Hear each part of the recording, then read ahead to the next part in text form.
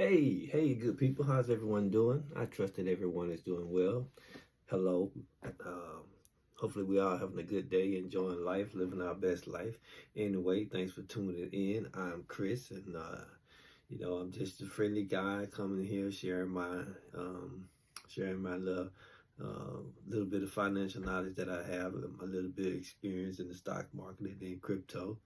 Um, I meet a lot of people on a daily basis. I talk with a lot of people on a daily basis, just in my daily run of life. Just the things and the avenues that I cross and path with in a regular day for me, right? Not that I'm anybody important. I'm out lifing, right? I'm out lifing, right? That's something my wife keeps saying. Life just keep lifing, right? So I've said something before. I said I'm not. I said I think that being. Excuse me. I'm always dry throat when I get in here. But anyway, I'm always saying I'm not the biggest fan of being debt free. I think it's overrated, right? And as you keep living, as life keep lifing, I realize why people like Dave Ramsey and a few other folks say, your goal really should be to be debt free, right? And reason why I wasn't a big fan of it, I've been debt free a few times, right? But as life keep lifing. My thing was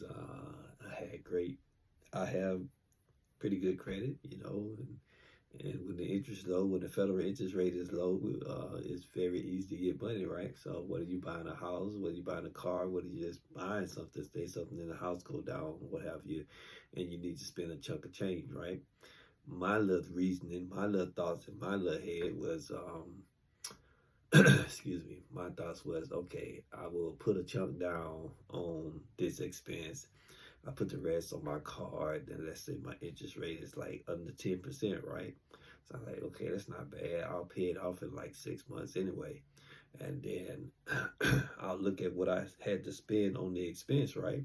So I said, okay, if I got to spend 6K, I'll drop 2K, I'll charge 4K, and I'll make the payments and I'll pay a little extra every month.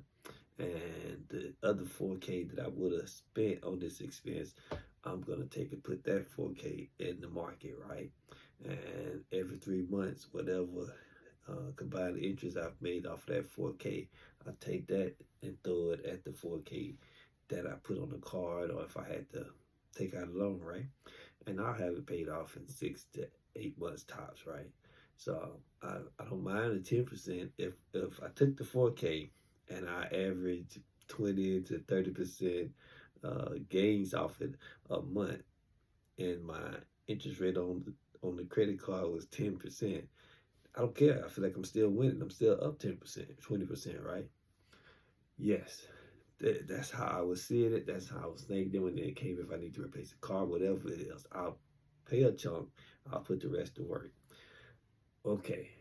Reason why I'm understanding more and more what the wiser gentlemen who are more at this financial game than I am, Um, right now, what the federal interest rate is high, so businesses, credit card, banks, loans, whatever, everything is higher than what it was, right?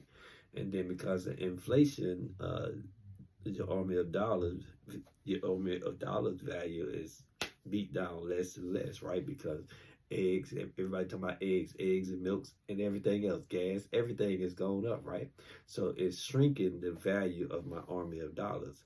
And then my interest rate is not so nice no more on my cars, or if I needed a loan, right?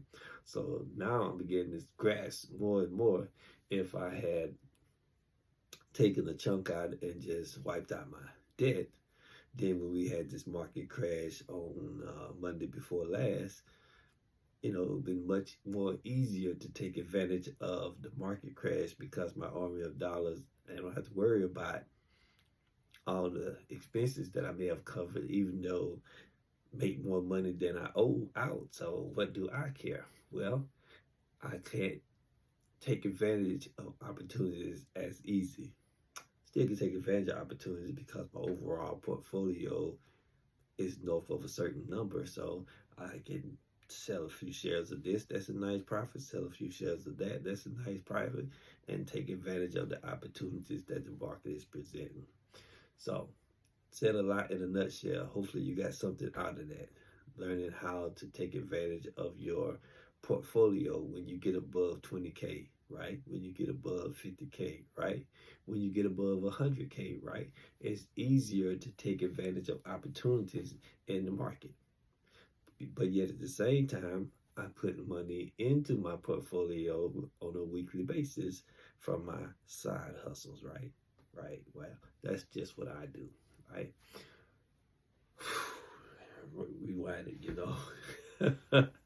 Another thing I want to touch base on, multiple people I've spoke with on this week was saying how, yes, I want to be in the market, or I've downloaded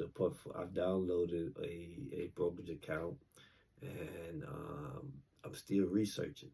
Well, how long you been researching? Oh, I've been researching for a few weeks. Or another person, I've been researching for a few months. Or another person, I've been researching coming up on a year now. Well, how much have you put into the market? How much have you put in your portfolio? Oh, I haven't put anything in it. So you haven't made one purchase? Nope. You haven't deposited any money into your brokerage account? Nope. Okay. So listen, good people. If you have downloaded a brokerage account, great. That's a great job. That's step one. If you've linked your bank account or you've linked your bank card, second step. Good thing, right? If you deposited money into your brokerage account, great, right? But if you haven't started your financial journey by making a purchase, shame on you, right? Stop being scared. I know I have a short or I have a video a while back. Get up off the sideline. Hey, good people. If you're watching me, if you're watching anybody on social media, you're watching these videos, right? I highly encourage you to take advantage of the opportunities that the stock market and crypto are presenting us with, right? So you say, well, I don't know what to get. I know I've shared countless times in videos. If you shop at Walmart, Walmart is a good stock to invest in, right? If you wear Nike shoes, right? Nike is a good stock to invest in, right? If you're in and out of Starbucks on a regular basis, Starbucks is a good stock to be in, right? If you utilize Verizon network, cell phone, tablet, Verizon is a good stock to have, right? And then the list goes on and on and on. Things that you shop, places. I mean, if you're a female and you use Ulta makeup, then Ulta would be a good stock to be in, right? But if I was to give you something right now, right, I would say if you have nothing and you have a brokerage account, and some of you know who I'm talking to because I had several conversations with you this week, I would highly you buy something.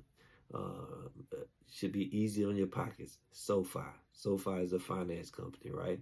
SoFi stock has been sitting around $11 to $12, right?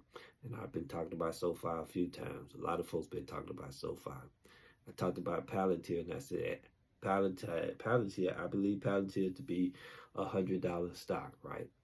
And when I first started talking about it, I think it was in the 20s, right? And it went from the 20s to the 30s to the 40s, all the way up to 125. Right now, Palantir is sitting around 80 something dollars, right? It's still a good time to buy Palantir. You have the difference between 86 and possibly going back to 125. But 86 to 106 is a $20 move, right? Wow, that's a lot of money. Oh my goodness. I looked at a stock that I have. I'm not gonna break it up because somebody will say he's telling us to go buy that. No, it's what a lot of folks would consider a penny stock. It's not a penny, but anyway. So anyway, bought it at a low price, and I DCA'd it to build it to a nice size position. So whenever it runs, I don't know how long it'll be for this thing run, but I have a conviction in it, and I believe it's going to run at some point. It has the potential to run double, triple, quadruple what I paid for it, right? But because the markets are somewhat beat down right now, I think it's down. I don't even think I'm down 10 cents. But my overall position is negative like $200. 10 cents. And we just said Palantir has the potential to run $20 a share up or better. I got something that's down 10 cents. Overall positions is negative 200. You talking about something that has the potential to run up $20+ or more a share. People, there is a lot to this game. I can talk about it all day and night. You can listen to Stocks with Josh. You can listen to Keenan Grace. You can listen to my man, Larry Jones. No matter who you listen to and how good it sounds to your ear, how sweet it sounds to your ear, until you get in the game for yourself, until you start watching your position and watching the overall market to see how it's running, none of it is going to really make any sense to you at all. You got to get in the game. When the market runs, it runs. The market crashed last Monday before last, right? Market lost. The market dropped nearly $4 trillion in a day. Not one position, the overall stock market dropped down nearly $4 trillion in a day. And 2 days later, over the next 2 days, it was bouncing upwards. Nowhere near where it had fallen to, but very nice gains. A $4 trillion drop in the market is a great buying opportunity for anyone who wants to get in the market. That's a hint. Okay, I gotta wind this thing up. I didn't plan on being here this long. Just wanted to come and share a few words. Hopefully, I can wet someone's whistle to get them fired up about and building their positions, or getting off the sideline and heating up your portfolio. You have a brokerage account, haven't bought anything, it's time to buy something. I would say get in some SoFi. Wouldn't put all my money in anything right now at one time. I would gradually build my position, right? So SoFi, I would get into SoFi, right? It's only $11, so I would pick up at least whole shares, whatever I picked up. Let's say you wanted to invest $50 today, right? I would buy 2 shares of SoFi. I would buy half a share of Chipotle. Now, I'm just mentioning things. You got to go do your own research. I'm not a financial advisor. I can't tell you what to do with your army of dollars, but you need to put a portion of your army dollars to work on a regular basis. If you get paid weekly, I highly recommend you invest weekly. If you get paid bi-weekly, I highly suggest you start investing bi-weekly.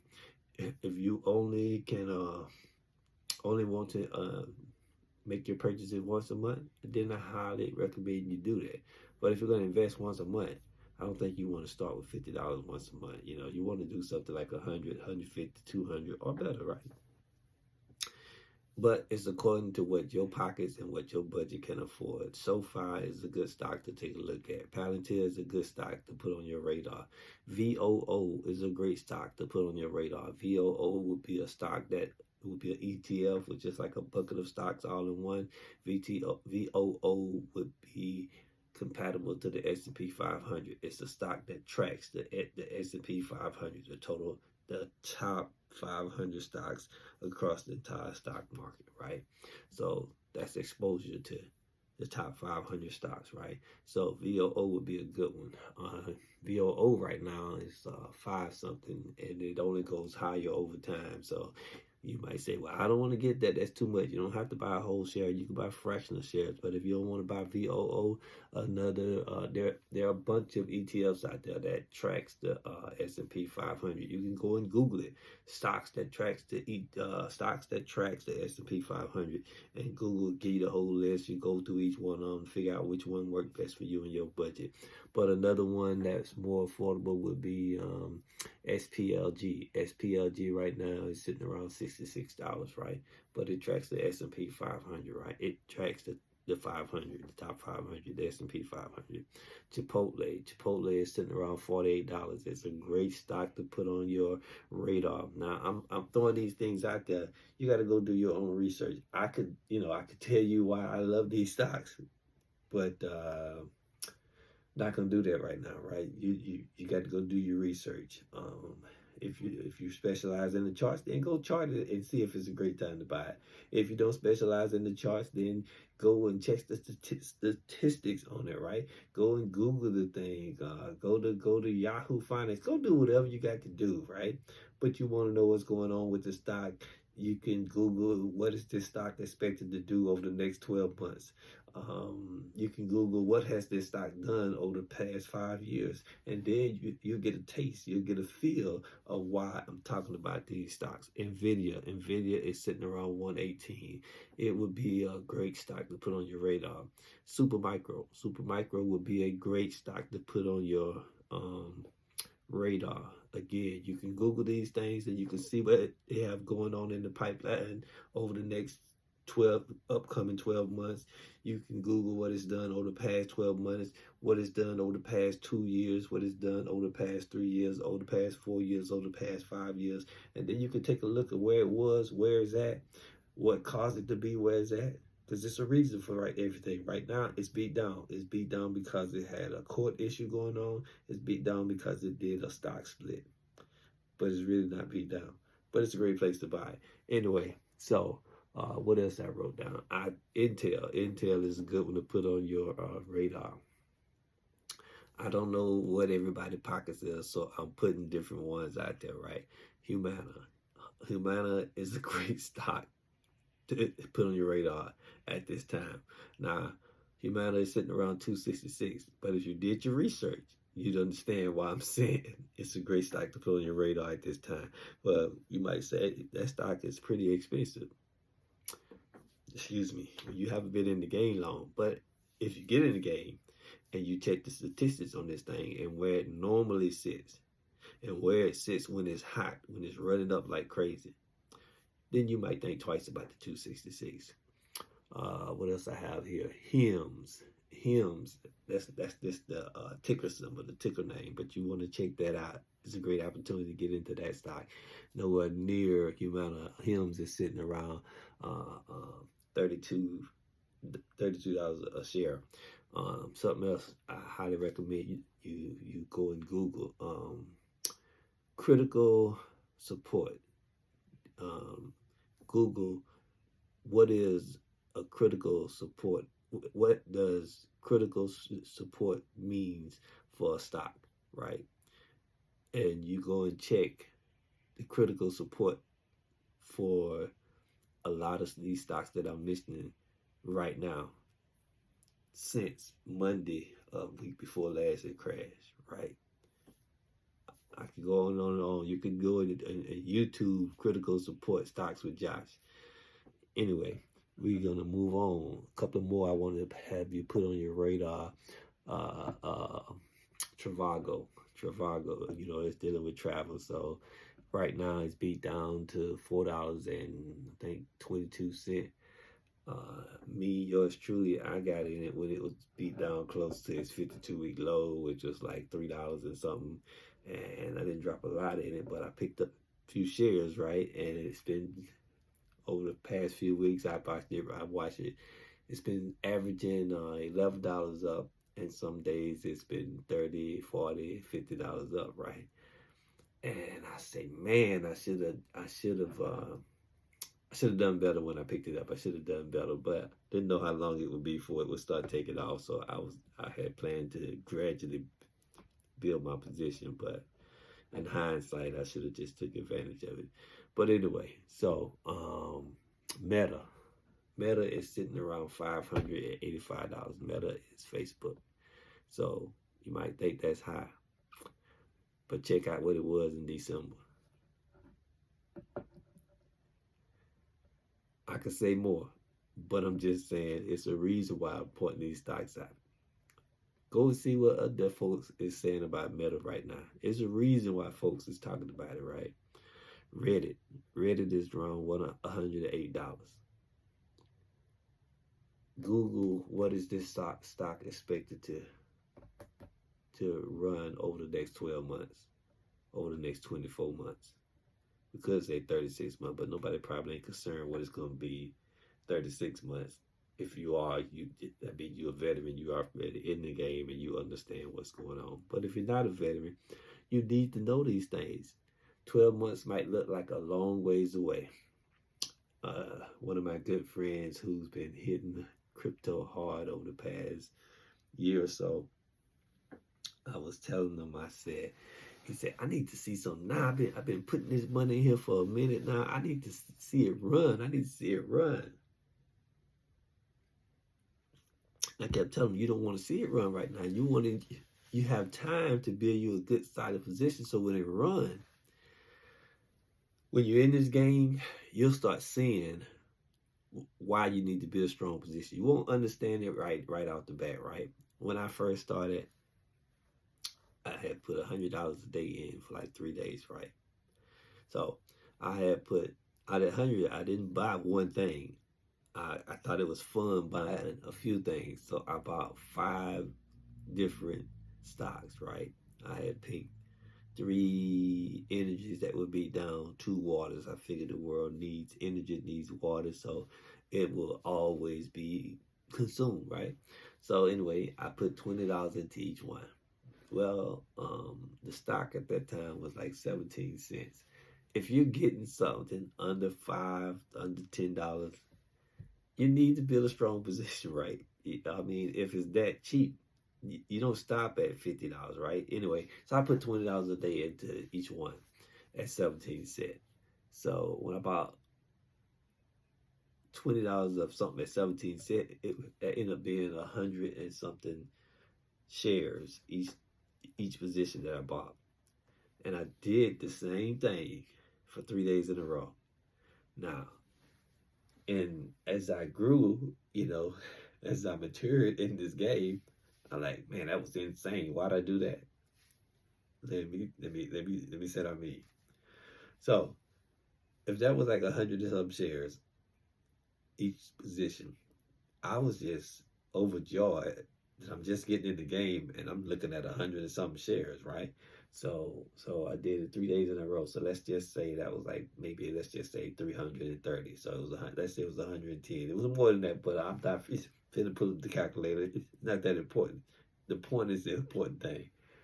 I bought a $20 each day.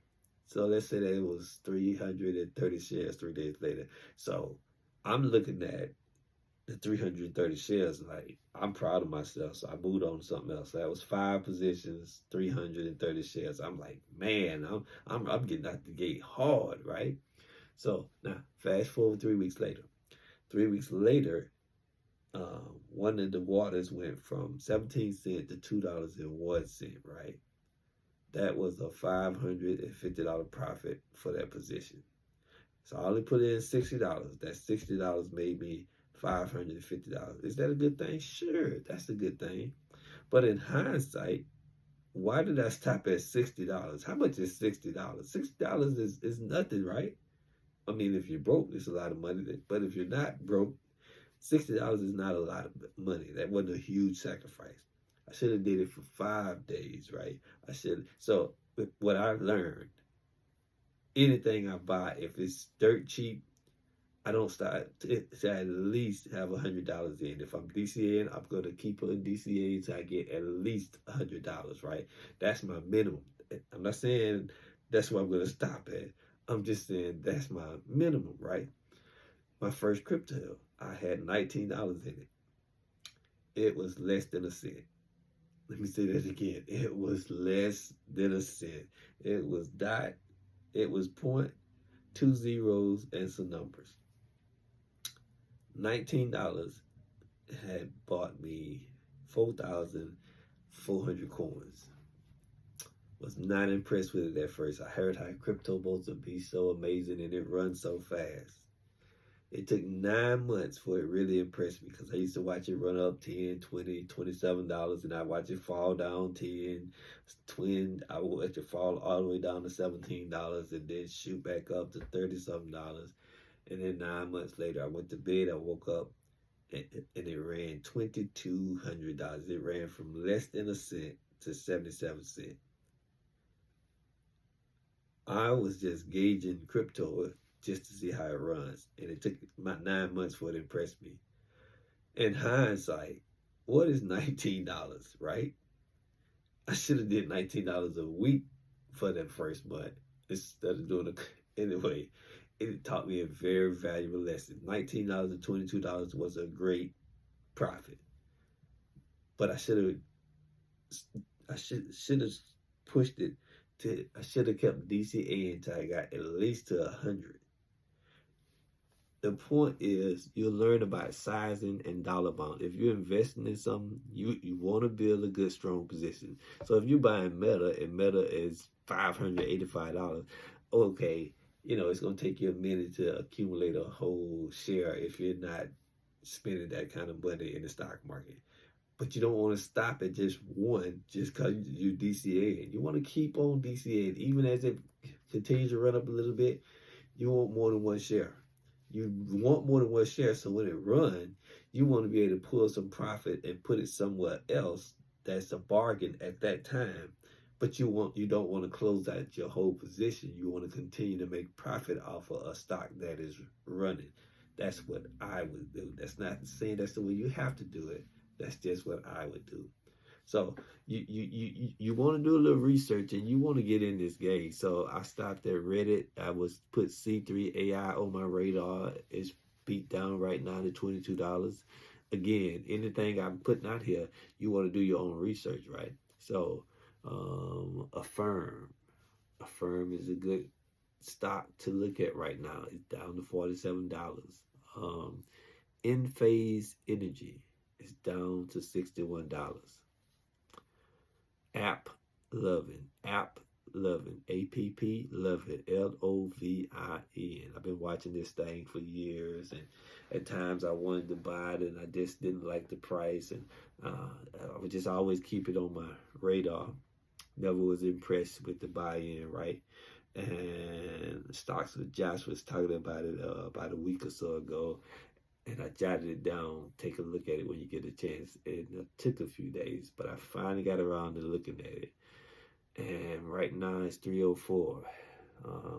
Pretty sure when I looked at it, it was probably about, it was down less than that. It was maybe another $10 or $15 down. And my App Lovin position is not looking bad at all right now. But it's not looking bad, but it's nowhere near where it normally sits. It's nowhere near where it sits when it's hot and it's running up. So that's just something I'm saying you should look at. But even though I'm saying these things, you got to be able to do your research so you can see what I'm saying for yourself. You got to be able to do your research to see, where does this thing averagely normally sit? Where does it sit when it's on the road? I know these things by heart because I've been watching it for so long, but I got to get out of here. Hopefully I've said something to pique your interest, to get you off the sideline, to warm up your portfolio. Don't just have a portfolio so you can say, I have a portfolio. You got to get in the game. You got the DCA, right? Do what fits your budget. If all you can do is $5 into 5 different stocks, then get started. If all you can do is $20 to get started into each stock, then do your $20 or do your $50, whatever fits your budget, right? I was talking to this one person, and I'm going to close, or at least I'm going to try. I met this person, it was probably well over a year ago. And they said, no, I don't have anything to invest with right now. So we had about a 15, 20-minute conversation, and then I had to part ways. I had to go take care of something. They said, well, I'm going to go ahead and get started. So they downloaded Robinhood right there in front of me. and they deposited $450, and they said that's what they're going to invest on a monthly basis. I'm sitting here saying, I was in awe. Not everyone could run out the back, run out the gate when they first get started, dropping $450 at one time and commit to that a month. I mean, that's more than some folks' car note, right? But when we first started talking, they said they didn't have anything to invest. What it was they didn't have no interest in investing. But after I started saying some things, after I started showing some things, after I started showing a couple of positions and how they run, then they said, well, maybe there's something I could do. I could go ahead and take a risk. So, good people, the whole point is put a portion of your army dollars at risk in the stock market, and it will make a believer out of you. As my good friend, he's dead and gone now, as my good friend Timothy Wright. I didn't know him like that, but I got to meet him on a few occasions, went to a few of his concerts at different churches, and I got to fellowship with him. So I call him my friend, and I love him because to me he was a great inspirational writer. So one of his songs that I love, Yes, I'm a Believer. I believe in Jesus Christ. He's the giver of all life. From heaven he came down. And then the chorus gets into, I'm a believer. I'm a believer. Say yes. Yes. Okay, I don't have a melodious voice, but the point is, I'm a believer in the Lord. But I had to try him. As the scripture say, oh, taste and see. Okay, I'm not trying to preach.